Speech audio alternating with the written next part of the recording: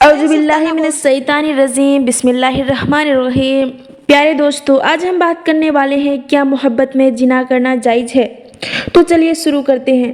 ایک عورت نے حضرت علی سے سوال کیا، کیا محبت میں مرد کو چھونا اور نفسانی خواہشات کو پوری کرنا جائز ہے؟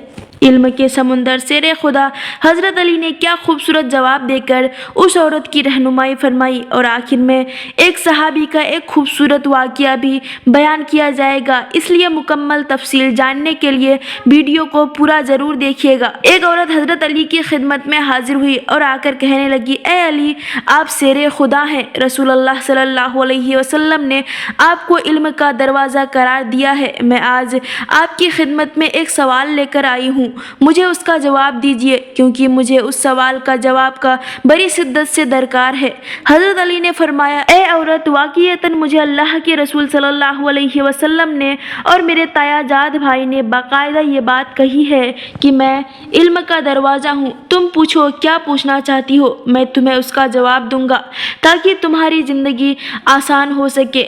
جب وہ عورت حضرت علی سے کہتی ہے، اے علی، ایک شخص مجھ سے محبت کرتا ہے اور میں اس سے بڑی محبت کرتی ہوں، صرف اور صرف اپنی روح کی تسکین کے لیے، لیکن وہ شخص مجھے چھونے کی کوشش کرتا ہے اور میرے جسم کی جانب اپنا ہاتھ بڑھانے کی کوشش کرتا ہے۔ وہ مجھے چھو کر اپنی نفسانی خواہشات کا اظہار کرنا چاہتا ہے، انہیں پورا کرنا چاہتا ہے۔ اے علی، میں پوچھنا چاہتی ہوں، کیا وہ میرے جسم کو اگر چھو لے، اگر وہ اپنی نفسانی خواہشات کو پوری کر لے، اگر وہ اپنے نفس کی بھوک مٹا لے، تو کیا یہ جائز ہوگا؟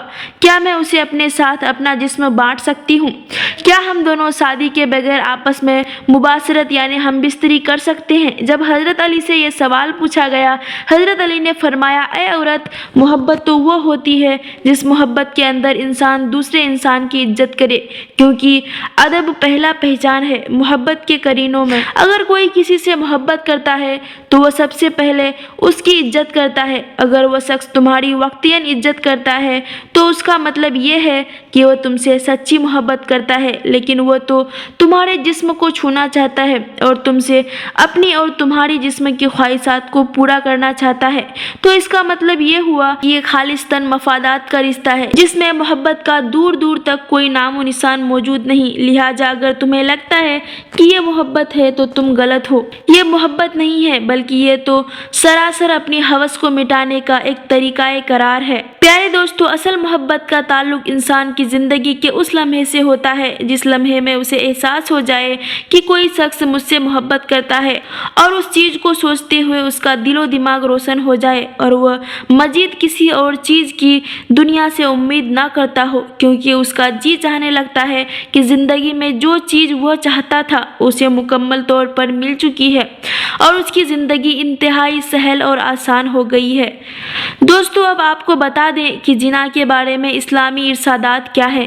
شادی سے پہلے اگر بیوی نے زنا کیا اور اس کے شوہر کو شادی کے بعد اپنی بیوی کے زنا کے بارے میں معلوم ہو جائے تو شوہر کو کیا کرنا چاہیے؟ دوستو، سوال کے سیکشن میں ہمیں لوگ منتقل کر رہے ہیں اس کا فتویٰ۔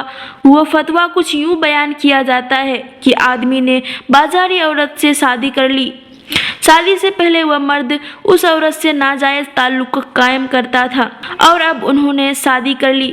قاری صاحب کہتے ہیں کہ جس سے زنا کیا جائے اس سے نکاح نہیں ہو سکتا۔ قاری صاحب کی یہ بات درست ہے، واقعتاً ایسا نکاح حرام ہے۔ اللہ تعالیٰ فرماتا ہے سورہ نور میں، وہ حرام کیا گیا اوپر ایمانداروں کے، زانیہ یا مشرک کے ساتھ نکاح مومنوں پر حرام ہے۔ حافظ ابن قیم فرماتے ہیں، اس مقام پر جانی کا اس میں اشارہ ہے، زنا مراد لینا ضعیف اور کمزور ہے۔ نیز نکاح کے سلسلے میں اللہ تعالیٰ فرماتا ہے، وہ پاک دامن ہو، نہ اعلانیہ زنا کرنے والی ہو، نہ چھپے یاروں والی ہو اور نہ پکڑے جانے والی ہو۔ یہ اس بات کا دلیل ہے کہ نکاح کے منعقد ہونے کے لیے مرد اور عورت دونوں کا عفیف اور پاک دامن ہونا بہت ضروری ہے۔ پیارے دوستو، اگر کوئی عورت مرد سے زنا کر لے، کیا ان دونوں کا آپس میں نکاح جائز ہوگا؟ اگر شادی کے بعد پتہ چلے کہ میاں بیوی میں سے کسی ایک نے ماضی ماضی میں جنا کیا تو ان کے نکاح کا کیا حکم ہوگا۔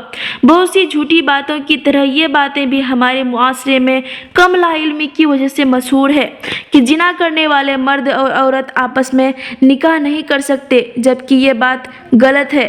بلا شبہ یہ غلیظ ترین گناہ عظیم ہے، مگر آپ کو نکاح سے روکنا درست نہیں، بلکہ بہتر یہ ہے اگر کسی سے یہ جرم ہو جاتا ہے تو ان کو آپس میں نکاح کرنا چاہیے تاکہ ان کے معاملات آپس میں ہی رہے، اور ان کا نکاح بالکل جائز ہے اور ہو سکتا ہے، مگر شرط یہ ہے کہ نکاح سے پہلے وہ سچے دل سے توبہ کر چکے ہوں۔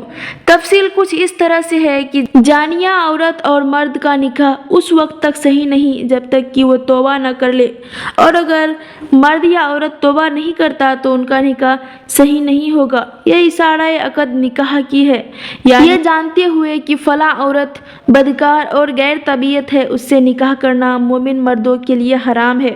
اسی طرح اپنی پاک دامن بیٹی کو کسی بدکار شخص سے نکاح میں دینا جو طبیعت نہ ہو، یعنی جس نے توبہ نہ کی ہو، مومن کے لیے حرام ہے۔